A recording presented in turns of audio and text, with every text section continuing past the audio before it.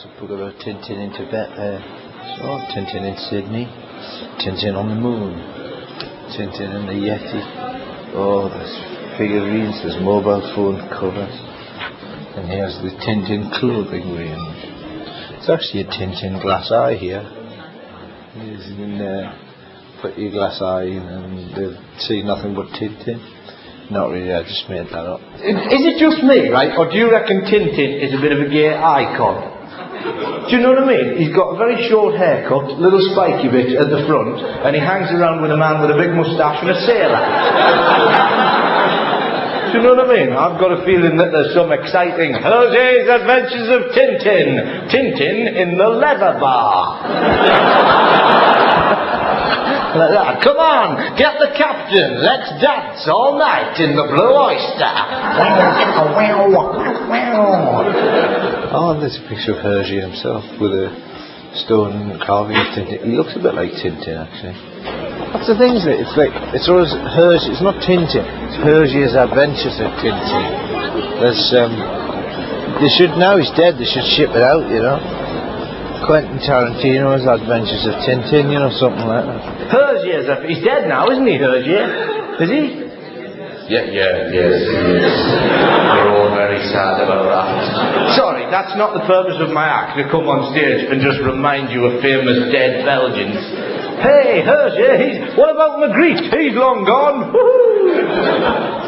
Right, I'm now in the art museum. I've come to have a look at some Magrittes. It's quite, now I like that one, that's a good one. That's, it's kind of a green-faced man with big eyes, and he's got like a gun barrel for a nose, and he's also got a big bowler hat with an eye on it. Now that's art, you know, he's made the effort, and that's important. This one here is it's a load of owls, but they're growing out of the ground like plants. And then this one here, it's like it's a man with a pear for a head. He looks quite angry. I don't know what he's angry. He's probably angry that he's got a pear for a head, probably. I'm into Magritte. You know, he used to design wallpaper. You know, that's what he did before he was an artist. What kind of freaky house must that have been, like that? Yeah, we've just redecorated. Yeah, there's a bloke over there without a head and he's got a big pear and a pig coming. Oh, it's making me sick. I'm now in the foyer area of the art gallery, and there's a very nice marble statue here of a lion and a lady there with her knockers out clipping its toenails. What a good one. Behind me I've got the Palais de Justice, and next to me I've got this amazing English Notre Dame du Sablon. It's basically Our Lady of the Sablon Church, which an amazing looking church. It's got that Gothic style to it. There's I'm standing in front of the archway, and in the middle of it, like all over it, there's just ornate carvings of monks with their boots, and you've got and there's actually little versions of the church actually carved into the rock itself. The most ornate thing you could possibly imagine. Should we have a look inside?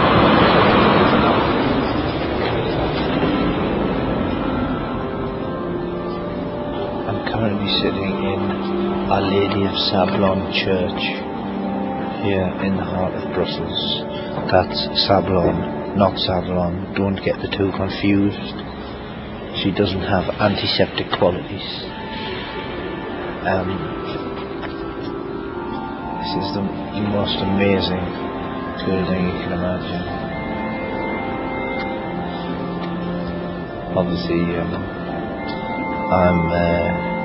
I'll just talk you through it. Don't worry about the talking. I'm cleverly passing it off as prayer.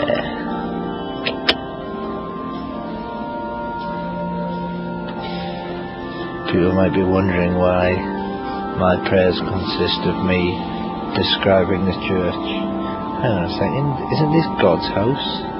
He should know the fixtures and fittings. Dear Lord, are you going to leave that crucifix, or will the new one appear in the burning hell for this?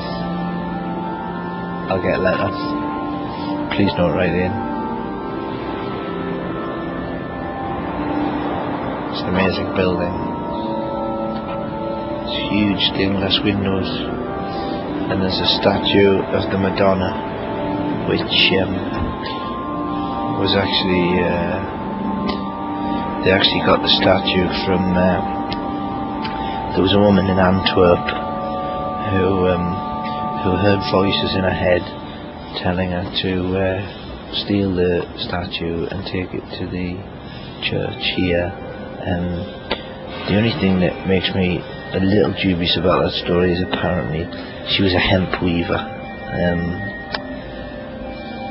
Sounds to me a little bit, a bit of a euphemism, She's a bit of a hemp weaver,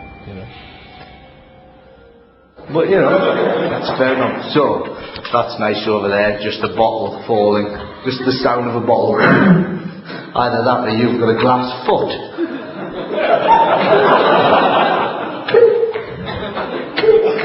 Imagine that if there was a glass-footed man sat over there going, I'm going to kill this bastard. If he says one more thing about any more dead Belgians, in fact, I'm going to dress as the mannequin piss and slowly come onto the stage behind him like that.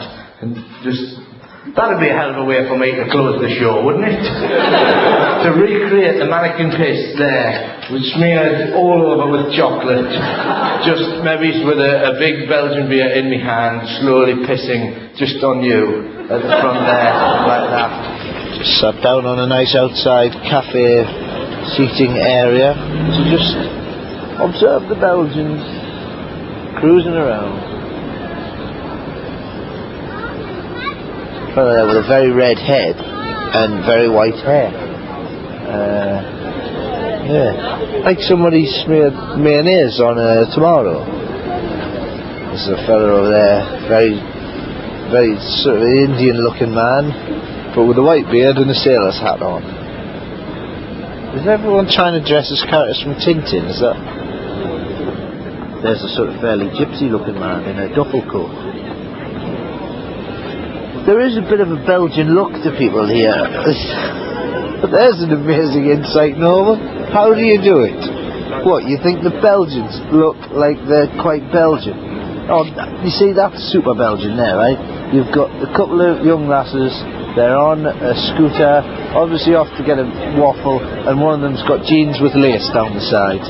That's Belgian as you like. They're quite a healthy looking people.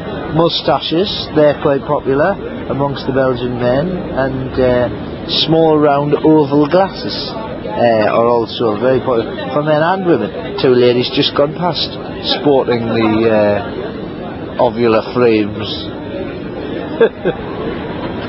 Sounds like ladies' health clinic territory. Could I have some ovular glasses? How dare you, get out. Belgian waffles, calling out, simply asking for trouble. Could I have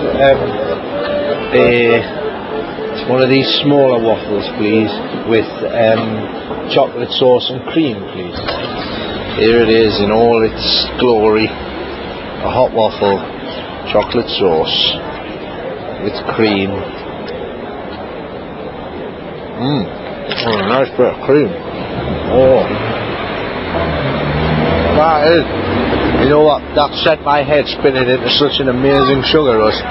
I might just lose my mind and rob a lace shop. What a marvellous way to spend an afternoon. That's quite funny. I just turned around to see a whole group of similar waffle eaters on the corner. It's like the local residents have complained, like when drug addicts move into an area and hang around on street corners. Oh, those two are loving their waffles, both in blue blazers. Almost like they're a member of a waffle society, like a rowing club. And they turn up every year and eat waffles whilst traversing the square. Come, let us build a waffle museum together. Let us take the mighty waffles and put them on special flints, and people can come into the village and look at each waffle. It's just an idea. Jesus, you're going.